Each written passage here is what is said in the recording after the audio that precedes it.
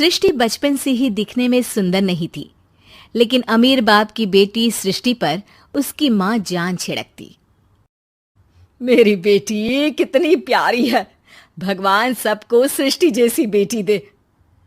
सृष्टि धीरे धीरे बड़ी होती है। एक दिन सृष्टि की सहेली कहती है, तू दिखने में कितनी अजीब सी है, लेकिन मैं जानती हूँ हम सब में सबसे अच्छी शादी तो तेरी ही होगी। तेरे पापा अमीर जो हैं।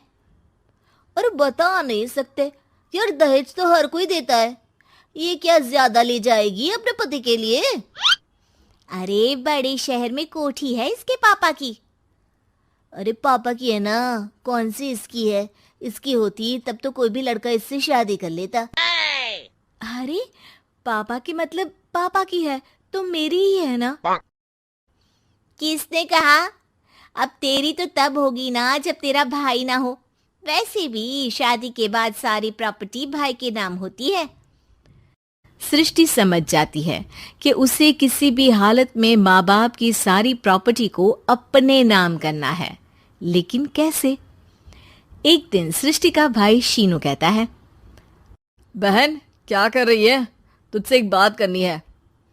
अरे हाँ हाँ करना, मैं तो तेरी बहन हूँ।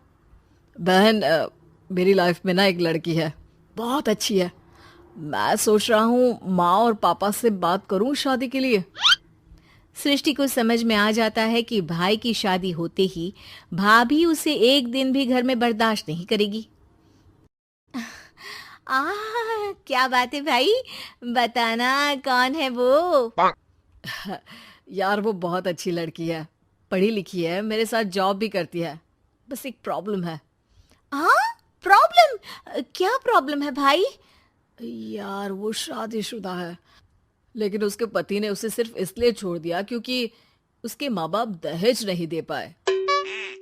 सृष्टि ये सुनकर न जाने क्यों खुश हो जाती है। अरे भाई तो क्या हुआ, लड़की तुझे तो पसंद है ना? शीनू को लगता है कि बहन उसे समझ रही है। वो इस बात से अनजान होता है कि उसकी बहन की मंशा पूरा घर हड़पने की है।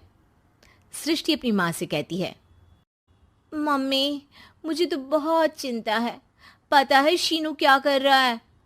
अरे क्या कर रहा है, वो तो काम पर जाता है और वापस घर आता है। नहीं ना माँ, वो यही तो नहीं कर रहा, बाकी सब कर रहा है। आपको पता है उससे प्यार है, और वो भी एक शादीशुदा लड़की से। हैं? ये क्या हो गया? मैं सोसाइटी में क्या मुंह दिखाऊंगी? अरे तेरे पापा तो यही कहेंगे कि मैंने ही उसे बिगाड़ दिया है। माँ देखो, मेरी बात मानो, पापा पर भी विश्वास करने की जरूरत नहीं है। अब आप ही बताओ, पापा इतनी देर घर के बाहर रहते हैं क्यों, बोलो? अरे बेटा वो तो नौकरी करते हैं ना। तू बहुत भोली है माँ। पापा का ऑफिस तो 7 बजे खत्म हो जाता है, लेकिन देखो कितनी देर से आते हैं। अरे नहीं नहीं बेटा, ऐसी कोई बात नहीं है। सृष्टि माँ को एक औरत से बात करते पिता की फोटो दिखाती है। देखो माँ कैसे हैं पापा, मैं ना कहती थी कि पापा सही नहीं है। मैं तेरे पापा से बात करूंगी, दे फोटो मुझे। ओ माँ वो तो डिलीट हो गई। लेकिन चल, तूने तो देख लिया ना, पापा से बाद में बात कर लेना। और हाँ, मेरा नाम बिल्कुल मत लेना। हाँ माँ। अब क्या था, सृष्टि के माँ और पिता के बीच झगड़ा होना शुरू हो जाता है। सृष्टि के मन में क्या चल रहा था कोई नहीं जानता था। एक दिन, माँ सृष्टि के लिए एक लड़का देखा है, वो लोग शाम को उसे देखने आने वाले हैं। और हाँ माँ, एक खुशखबरी, मैं और पापा मिलकर एक नया बिजनेस ट्राई कर रहे हैं। शाम को लड़का आता है, सांवले रंग का। सृष्टि को तो बिल्कुल भी पसंद नहीं आता। लड़की की माँ कहती है, लड़की का चेहरा तो कोई खास नहीं, लेकिन अगर मेरे बेटे को आप लोग सेटल कर दें तो मैं उसकी शादी आपकी बेटी से करवा दूं। सृष्टि को लड़का बिल्कुल पसंद नहीं था। उसे भाई पर गुस्सा आ जाता है। लड़के वालों के जाने के बाद कहती है, माँ देखा शीनू मेरे लिए कैसा लड़का लेकर आया, न दिखाने लायक न सुनने लायक, सेटल भी नहीं, वो भी हम करे। अरे माँ, मैं जानती हूँ ये मेरी शादी किसी भी घर में क्यों करवाना चाहता है। अरे कैसी बात कर रही है बहन? तूने तो देखा ना, लड़के को मैंने ही मना कर दिया तुझसे शादी के लिए। जिसने लड़का बताया था उसने उसकी बहुत तारीफ की थी। बात आई गई हो जाती है, लेकिन सृष्टि का मन शांत नहीं होता। क्या करूं, कुछ समझ में नहीं आ रहा। मेरी शादी हो गई तो ये लोग पूरी प्रॉपर्टी शीनू के नाम कर देंगे, मेरे हाथ तो कुछ लगेगा ही नहीं। तभी सृष्टि को आइडिया आता है। वो किसी वकील को फोन करती है। जी देखिए, अगर आपके मम्मी पापा का तलाक हो जाता है तो आपके पिता की आधी प्रॉपर्टी आपकी माँ के नाम हो जाएगी, फिर उसे वो किसी को भी दे सकती है। सृष्टि अब माँ को बेटे के खिलाफ भरती है। माँ, शीनू पर नजर रखा करो। वो जिस लड़की के प्यार में है ना, वो शादीशुदा है। यहाँ आएगी, सारा पैसा, रुपया, जमीन, जायदाद सब हड़प लेगी। पापा का भी हाल तुमसे छुपा नहीं है। ऐसा ना हो कि मैं और आप एक दिन सड़क पर भीख मांगे। हे भगवान, मैं तो जीते जी मर जाऊंगी अगर ऐसा हो गया तो। ऐसा हो गया नहीं माँ, ऐसा ही होगा।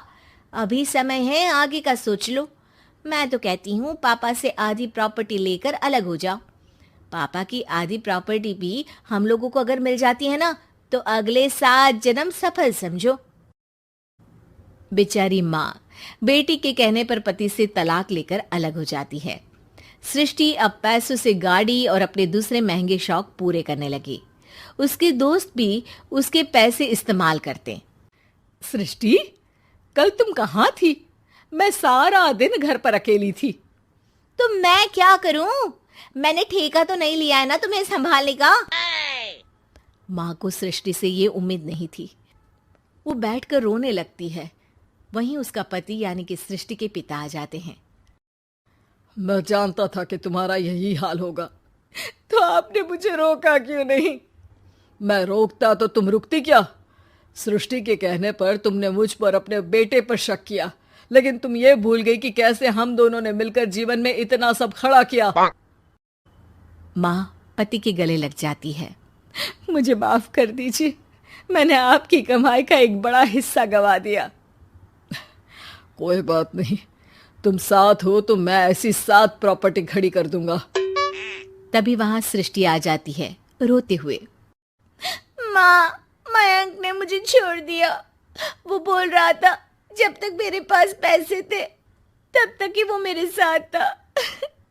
पापा, माँ, मुझे माफ कर दीजिए।